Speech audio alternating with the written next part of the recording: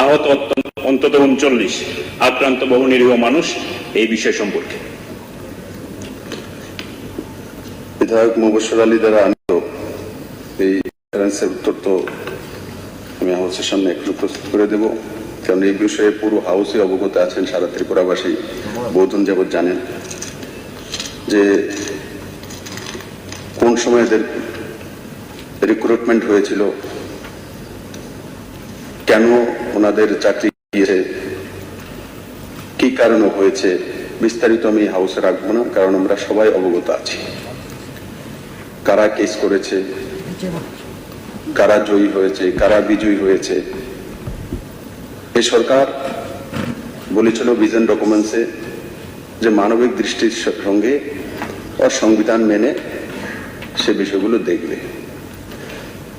এই সরকার আসার পর সুপ্রিম কোর্ট থেকে বা এইচআরডি দপ্তর থেকে যা যা করার সেগুলো কাজ করেছে, তাদের কন্টিনিউশন বাড়ানো হয়েছিল এবং মানবিক দৃষ্টিতে আবার দেখার জন্য মাননীয় সুপ্রিম কোর্টের কাছে ক্যাবিনেট থেকে সিদ্ধান্ত নিয়ে আমরা পাঠিয়েছিলাম। তারপর মাননীয় সুপ্রিম কোর্ট এক সিদ্ধান্ত দিয়েছে, সেই সিদ্ধান্ততে ক্লিয়ার কাট বলেছে তাদের চাকরির ব্যবস্থা হতে পারে, কিন্তু কোনোভাবেই কোনো ফেভার দেওয়া যাবে না, শুধু এজ রিল্যাক্সেশন দেওয়া যাবে, ক্লিয়ার কাট বলেছে। সেই হিসাবে রাজ্য সরকার বিভিন্ন দপ্তরে ভ্যাকেন্সি বের করেছে, সেটি অন প্রসেসিং চলছে, এডুকেশনও বের করেছে, ম্যান পাওয়ার ডিপার্টমেন্টও করেছে। কিন্তু তাদের মধ্যে একটা অংশ আন্দোলনে যাবে। আমি তাদের সঙ্গে ব্যক্তিগত দেখা করেছিলাম, আদরণীয় শিক্ষামন্ত্রী দেখা করেছিল, মন্ত্রণালয়ের ডাইরেক্টর সেক্রেটারি দেখা করেছিল, এবং যাদের 2-3টা গ্রুপ আছে আমি সবগুলো গ্রুপের সঙ্গে দেখা করেছি সেক্রেটারিয়েটে, এবং তাদেরকে বলেছি সরকার বিভিন্ন ভ্যাকেন্সি বের করছে, যেই প্রসেস নিয়ম রয়েছে তার মধ্যে আপনারা ভাগ নিন। কিন্তু তাদের কথা ছিল না আমাদেরকে ডাইরেক্ট নিয়ে নিন।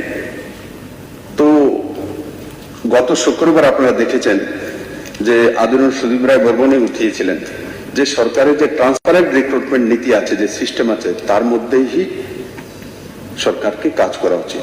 তো সরকার সেই দিশাতেই কাজ করছে এবং তার ভ্যাকেন্সি কিছু কিছু জায়গায় আমরা আলাদা আলাদা ডিপার্টমেন্টে বের করেছি, আপনারা দেখেছেন, এবং বড় মাত্রা ভাগ নিয়েছে। 1 লাখের কাছাকাছি সি এবং ডি গ্রুপে ফর্ম ফিল আপ করেছে, এবং মানে ডি গ্রুপে 1 লাখের কাছাকাছি, সিতে 70,000-এর কাছাকাছি। আর এডুকেশনের টেটের মাধ্যমে রিক্রুটমেন্ট হচ্ছে, বড় মাত্রা হচ্ছে। এখন সবগুলো বোঝানোর পরও তারপর একটা প্রতিনিধি দল আমাদের অপোজিশন লিডারের নেতৃত্ব আমার কাছে দেখা করেছিল, আলোচনা হয়েছিল, তাদেরকে বার্তাও পাঠানো হয়েছিল যে আপনারা কেন বসে আছেন, তাতে কি এভাবে হবে, আপনারা বরং, আমি বারবার 3-3টি জায়গাতে বলেছি যে আপনারা এই যে এখন ইন্টারভিউ গুলো বেরোচ্ছে, ফর্ম ফিল আপ, সেগুলোর মধ্যে লাগুন, সরকার চেষ্টা করবে আপনাদের কাছে কি করা যেতে পারে। শিক্ষামন্ত্রী বারবার বলেছেন, কিন্তু ওনারা বসবেনই। বসার পরে 51-52 দিন যাবৎ সরকার তাদের কোনো কিছু করেনি। তারপর ওরা বারবার হুঁশিয়ারি দিচ্ছে মুখ্যমন্ত্রীর বাড়ি ঘেরাও করবে, সেখানে যাবে, এখানে যাবে। যখন এগুলো করা হচ্ছিল তখন পুলিশ রুখেছে, এবং আমার বাড়ির, মানে আমার বাড়িতে না, তো ত্রিপুরা মুখ্যমন্ত্রীর বাসভবন, সেখানে ইট পাটকেল ছোড়া, এইসব কাজ করার পর তখন কি পুলিশ থোড়ি বসে থাকবে? তখন পুলিশ হয়তোবা তাদেরকে সেখান থেকে বের করানোর ব্যবস্থা করেছে। তার মধ্যে পুলিশের পক্ষ থেকে, পুলিশের গাড়ির মধ্যেও তো যে পাথর মারা হয়েছে, রেকর্ডিং রয়েছে, পাথর মেরে গাড়ি 3 গাড়ি ভেঙেছে, পুলিশের উপর আক্রমণ করেছে, এগুলো হয়েছে দস্তাদস্তি। তার মধ্যে কেউ আহত হয়েছে, কেউ ব্যথা পেয়েছে, যাই হয়েছে, ঘটনা হয়েছে, কিন্তু সেই ঘটনা কি হওয়া উচিত ছিল? তারপরে তো ওনারাই হাইকোর্টে গিয়েছিলেন পেয়ার লেগেলে যে আমাদের বসার অনুমতি দিক, কই হাইকোর্ট তো অনুমতি দেয়নি। তাহলে সেটা রাজ্য সরকারের উপরে কেন চাপিয়ে দেওয়া হচ্ছে?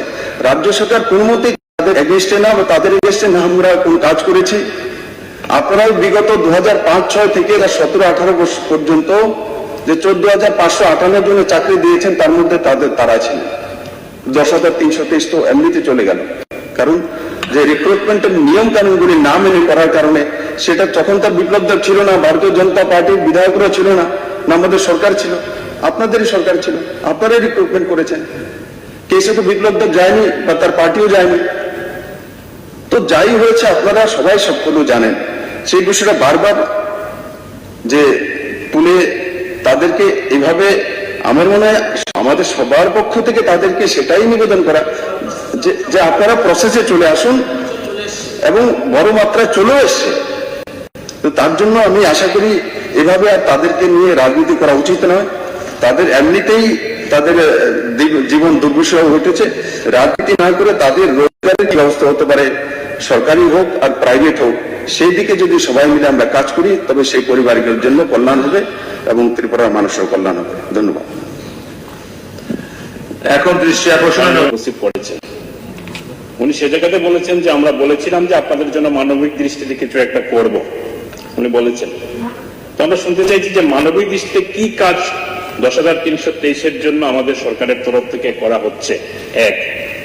2 নম্বর, দ্বিতীয় হচ্ছে কোন সংগঠন, ব্যক্তি বা তার গণতান্ত্রিক পদ্ধতিতে সভা সমিতি এগুলো করতেই পারে। তো তার মানে এই যে তাকে আমার জোর করে সেখান থেকে দিতে হবে। এবং 28 তারিখের পত্রিকা শুধু সন্ধান পত্রিকা না, রাজ্য থেকে যতগুলি দৈনিক পত্রিকা বের হয়, প্রত্যেকটি পত্রিকার মধ্যে তার অমানবাধিকার যে দৃশ্য, সেই দৃশ্যটা সেখানে পরিষ্কারভাবে সেখানে ছাপা হয়েছে। আমি সে জায়গাতেই বলছি যে কেউ যদি আন্দোলন করে, তাকে এখান থেকে সরানোর জন্য আলাপ আলোচনা বা সবকিছু ব্যর্থ হলে পরেই ওই পরিস্থিতির দিকে যেতে পারে। তো হঠাৎ করে দেখা গেল যে তার চলছিল, মুখে হয়তো বলছিল, উনি অ্যাকশনের দিকে তো যায়নি। ভোরবেলা থেকে যে পরিবেশ তৈরি করলো, আমরা যদি বলি সে জায়গার মধ্যে, পরবর্তী যে ঘটনাটা, ওই ভোরবেলার থেকে যদি এই কাজটা পরিকল্পনা না করা হতো, হয়তো পরের সিনগুলো সেখানে সামনের সারিতে আসতো না। তো সেই জায়গাতে আমরা মনে করি যে এখানে আলাপ আলোচনার মধ্যে, আপনাদের মনে আছে 2017 সালে প্রাক্তন মুখ্যমন্ত্রী মানিক সরকারের বাড়িটাও ঘেরাও হয়েছিল। আমরা দেখেছি যে সেখানে সহনশীলতার মধ্যে দিয়ে সেই পরিস্থিতিকে সামাল দেওয়ার চেষ্টা করা হয়েছে। তো এমন কি ঘটে গেল যে তাদের উপর সেখানে গড়িয়ে দেওয়া হলো, লাঠিচার্জ করা হলো, এমন ভাবে পরিস্থিতিটা তৈরি হলো। আমাদের মনে হচ্ছে এটা পরিকল্পনা করা হয়েছে। তো এই যে তাদেরকে সহানুভূতির সাথে দেখার কথা, আন্দোলন করছে বলে তাদেরকে একটি টেনে সেখান থেকে বের করে দিতে হবে, বিষয়টা এমন তো না হতে পারত। এটাই আমাদের বক্তব্য। যে আমি যেটা বলেছি রেকর্ডটা আর শুনে নাও, আমি সবগুলো উত্তর দিয়েছি। এক, বিনা পারমিশনে এরা বসেছিল, তারপরে সরকার কোনো কিছু করেনি। দ্বিতীয়ত 2017 বিষয়ে বলেছেন, 2017-তে কি আন্দোলন হয়েছে সে বিষয়ে আমি বলবো না এখানে, কিন্তু সশস্ত্র আন্দোলন করা, ইট পাটকেল নিয়ে আসা, পাথর নিয়ে আসা, যারা শিক্ষক এরা পুলিশের গাড়ি ভাঙছে, পাথর মারছে বড় বড়, তো সেই দৃশ্য তো 2017-তে কেউ দেখেনি। এখন কি প্ল্যান করে ওরা এসছে না প্ল্যান করে সরকার করেছে সেটাই বোঝা যায়। এত বড় পাথর, সবার হাতে হাতে পাথর কি পুলিশে দিয়ে দিয়েছিল? তো সেগুলো বোঝা উচিত যে তারা যখন ওখানে বসেছিল, তাদের কাছে পাথর কোথা থেকে আসবে? তাদের কাছে কম্বল থাকতে পারে, শীতল বস্ত্র থাকতে পারে, তাদের কাছে খাতা থাকতে পারে, কলম থাকতে পারে, বুকস থাকতে পারে, পাথর কোথা থেকে আসলো? কে সাপ্লাই করলো? কারা সেরা? আমি তো বলবো কিছু লোকে তাদেরকে বদনাম করার জন্য সেগুলি করেছে, এবং তারা কারা সেই বিষয়ে আপনারা দেখুন কোথা থেকে এরা এসছে। ভিডিও রেকর্ডিং মধ্যে আছে, এগুলো যদি সামনে তুলে ধরি তাহলে তার উত্তর যদি বিধানসভা আসে বা রেকর্ডিং দেখে কে ব্যক্তি, কার নাম, তার বাবার নাম কি, তার পরিবারের নাম কি, তো আপনাদের জবাব দেওয়া মুশকিল হবে। আর দ্বিতীয় বিষয় হচ্ছে যে মানবিক দৃষ্টিতে, আরে মানবিক দৃষ্টিতে তো ক্যাবিনেট সিদ্ধান্ত করে পাঠিয়েছে যে মানবিক দৃষ্টিতে আমরা তাদের জন্য যা কিছু একটা করুন সেটা আমরা চাই। এর চাইতে বড় কি করতে পারে? কই পুরনো গভর্নমেন্ট থাকতে তো মানবিক দৃষ্টিতে বলতো বা সংবিধান, কিন্তু এই ধরনের প্রস্তাব তো ক্যাবিনেট পাস করেনি। আজকে সরকার তো সেটা পাস করে ক্যাবিনেট থেকে করে তারপরে সুপ্রিম কোর্টে গিয়ে রেখেছে। তারপর যদি সুপ্রিম কোর্ট বলে যে না সম্ভব না, তো কোথায় যাব? আপনারা কি চান? আমিও জেলে চাই, আমি তো কাজ করতে চাই, কিন্তু সেই দিশাতে কাজ করার জন্য যে পদ্ধতি আছে, নিয়ম কানুন, সেটা মেনে চলবো। আমরা যদি গলতেই ছিলাম তাহলে হাইকোর্টে গিয়েছে, হাইকোর্ট বসার পারমিশন কেন দেয়নি? পত্র পত্রিকায় পজিটিভ নেগেটিভ অনেক কিছু উঠবে, তার জন্য তার উপরে বসে আমরা রাজনীতি করে নেব সবটাই, তেমন তো নয়। আমরা সাংবিধানিক দায়িত্ব আছি, যেটা সঠিক সেই দিশাতে আমাদেরকে কাজ করতে হবে। আর আমি যেটা বলছি যে ধর্নাতে বসা, মিছিল মিটিং করা সাংবিধানিক অধিকার আছে, আমি না করি কোথায়, আমারও তো রাজনীতি বলেছে, আমরাও তো মিছিল মিটিং করি, ধর্না করি।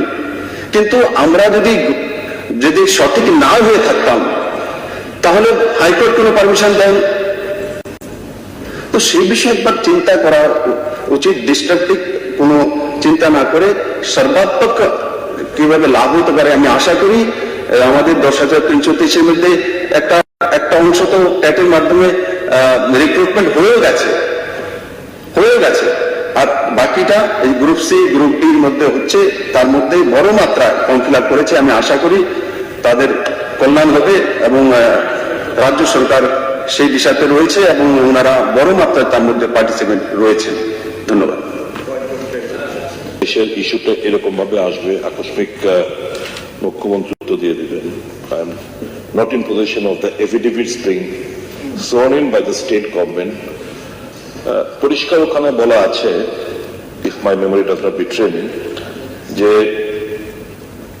permit the state to take appropriate steps in relaxing any other clause for absorption of 10,323 teachers.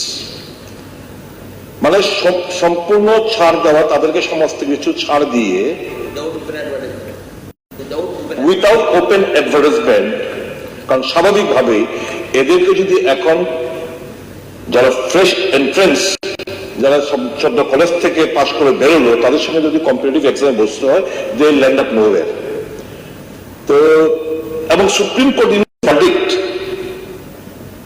Government of ত্রিপুরাকে অ্যাপ্রিশিয়েট করে সোলেস, যে you have earn some solace, এই শব্দটা আছে, যে তোমরা শিক্ষক ও শিক্ষক পদে নিয়োগ হবে বলে তোমরা ভেবো না তোমাদের পদমর্যাদা হয়েছে।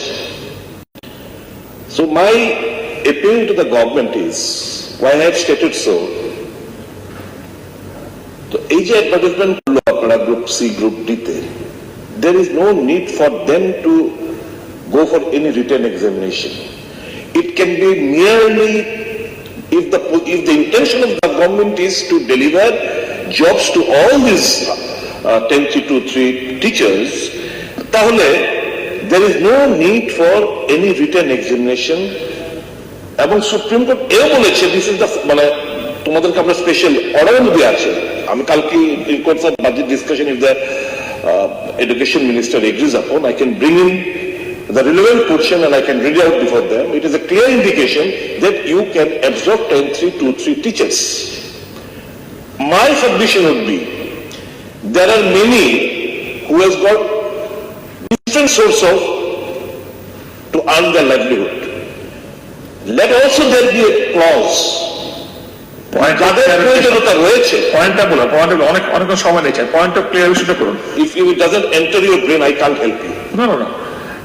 My point of clarification is that if a clause be also inserted, that all those who are really wanting or in needy to have these government services, that position also can be explored. It is not that many are there who, for the sake of political reasons, are raising all these slogans, who are not at all in need of any government job because they have got an alternate source of income.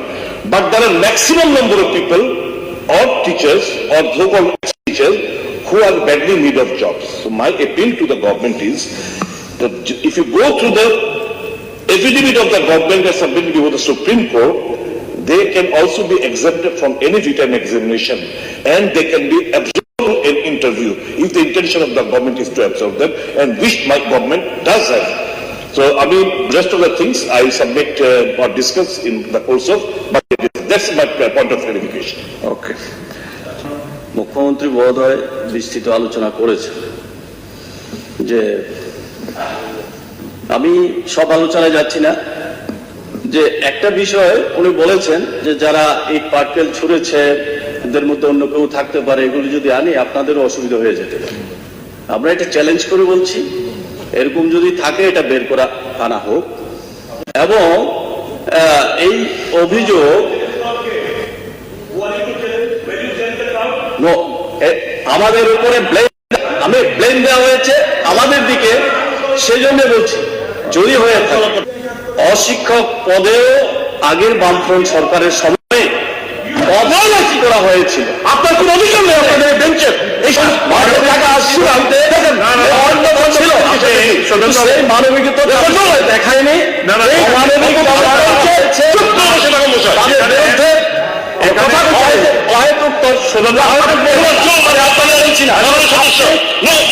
জীবন নিয়ে আপনারা ছিনিয়ে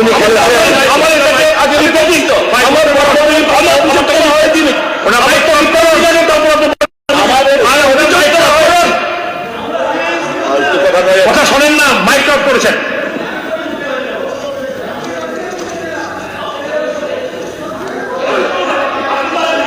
please please please মানো।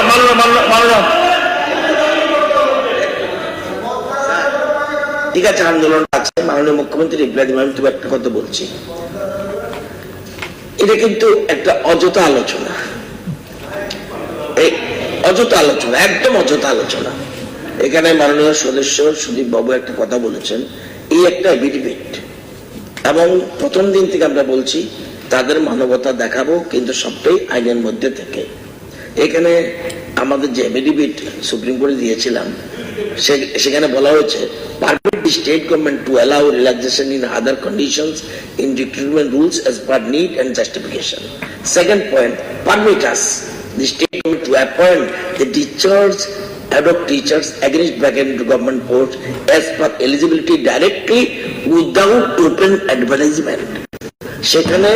সেখানে বলার পরে supreme court বলছে, in our view, considering the fact that the very selection and appointments were found to be illegal and invalid, no other advantage can be conferred upon the concerned candidates. এবং it must be noted that বলছে state গভর্নমেন্টকে ওই জাজমেন্টে that the attempt on part of the state in offering certain alternate employment is not to degrade the teacher but some solace. কিন্তু কোন মতে কিন্তু অতিরিক্ত আন্দোলনকারীরা যারা টিচার তারা কি আন্দোলন করতে চায়? এক মিনিট, একটু প্লিজ। এখানে একটা দেখছি গভর্নমেন্টের প্রতি বিশ্বাস আছে ওদের, প্লিজ গভর্নমেন্টের প্রতি বিশ্বাস আছে। জানেন 10,323 প্রেজেন্ট স্ট্রেংথ কত? এর মধ্যে অনেকেই টেট টিচার রয়েছে। টোটাল স্ট্যান্ড আজকের দিনে 9,110। কতজন পার্টিসিপেট করেছে গভর্নমেন্টের ডাকে? 8,626। কজন বাকি রইল? 400। ও যে বলছে তাদের অলরেডি বয়ে যাচ্ছে। আপনি কেন তাদের কথা বলছেন? তারা তো পার্টিসিপেট করেছে, আপনি উস্কাচ্ছেন কেন? They are not interested. তারা একদম ইন্টারেস্ট, একজনও না হয়। আমার কাছে রেকর্ড আছে, এবং আমরা জানেন যে অ্যাডভার্টাইজমেন্ট দিয়েছি। Are you claiming age relaxation? Question. ওই যে আমাদের ওয়েবসাইটে দিয়েছি, SC, ST, C number 10,323 teacher, ad hoc teachers. Yes, I am ad hoc teacher. ওই প্রভিশন রেখে দিয়েছে। এই জন্য আমি একটা অ্যাকুরেট বলতে পারছি 8,626 জন পার্টিসিপেট করেছে। কেন এগুলি করছেন? এগুলি তো আপনার দরকার নাই, কেন রাখছেন প্রত্যেক দিন? একদম আল্লাহ সিরিগুলিরা কেন নিজেকে, আরো অনেক কিছু আছে। দেবচন্দ্র বাবু তার কত সুন্দর সুন্দর করছে, কেন এগুলি করছেন? সকালে দেখলাম শহীদ বাবু মনোজ বাবুকে বলছেন, আপনার যে খেলা খেলতেন সে খেলা তো উনি খেলাবেন না। আপনি যে খেলা খেলতেন উনি সে খেলা খেলবেন না, উনি প্রকৃত খেলা খেলতে চায়। দেখলেন total change in the sports sector, total change. আর করোনার সময় আপনি বলছেন কেন টাকা দিল না? ঠিক আছে, এটা সিস্টেম না। নেক্সট পয়েন্ট যাচ্ছি মাননীয় শিক্ষামন্ত্রী। এক সময় শুনেছিলাম ফেসে যেতে দেবো না বলেছিলেন। একটা পয়েন্ট অফ ক্লারিফিকেশন মাননীয় মুখ্যমন্ত্রী। This is the last. Ratan Bhatt, yes, I am announcing this is the last. Yes, this is the last. ওরা যে পাপটা করেছে এ সম্পর্কে লিখতে গিয়ে বলেছেন, this is a cruel joke on the part of the people of Tripura. যে নির্মম রসিকতা করেছিল ওরা, যেভাবে এই ছেলেমেয়েগুলোকে সর্বনাশের মুখে দিয়েছে। রাজ্য সরকারের কাছে আমি পাইটা জানতে চাই যে যারা এই পাপ করেছে, আইন ভেঙেছে এবং তাদেরকে সর্বনাশের মুখে দিয়েছে, তাদের বিরুদ্ধে যে তদন্ত হচ্ছে তার ব্যবস্থা অতি সত্বর নেওয়া হবে কিনা, জুলাই মাসে তাদের বিরুদ্ধে ব্যবস্থা নিতে হবে। ত্রিপুরাতে এটা এক্সাম্পল হয়ে থাকা উচিত। প্রসেস চলছে, আর আপনার দায়িত্ব এটা তদন্ত। তাদেরকে কিভাবে সাহায্য করা যেতে পারে, কি করা যেতে পারে। লাস্টলি শিক্ষামন্ত্রী যে সুপ্রিম কোর্টের ভার্ডিক্টটা পড়ে শুনিয়েছেন, তো তাদেরকে কিভাবে সাহায্য করা যেতে পারে, কি করা যেতে পারে, সরকার যা যা করার সবটাই করেছে। এবং একটা লাইন যে সুপ্রিম কোর্ট লিখেছে, কোনোভাবেই তাদের কোনো এক্সট্রা বেনিফিট দেওয়া যেতে পারে না যে অন্যদের চাইতে, এই লাইনটা অ্যাড করেছে সুপ্রিম কোর্ট। কিন্তু তাদেরকে চাকরি দেওয়া যেতে পারে অন্য দপ্তরে, সেটা বলেছে। তার জন্য তো আমরা করেছি সমস্ত ব্যবস্থা এবং তার পার্টিসিপেন্ট হয়ে গেছে। তার জন্য এখন মায়া কান্না কে দিয়ে লাভ নেই, সবকিছু কি কি হয়েছে, কে করেছে, সব স্পষ্টতার সঙ্গে চলে এসছে। আর রতন চক্রবর্তী মহোদয় যেটা তুলেছেন যে অলরেডি একটা কমিশন বানিয়ে দেওয়া হয়েছে, আমি আশা করি খুব কম সময়ের মধ্যে কমিশনের রিপোর্ট আসবে এবং সেই রিপোর্ট অনুসারে ব্যবস্থা নেওয়া হবে।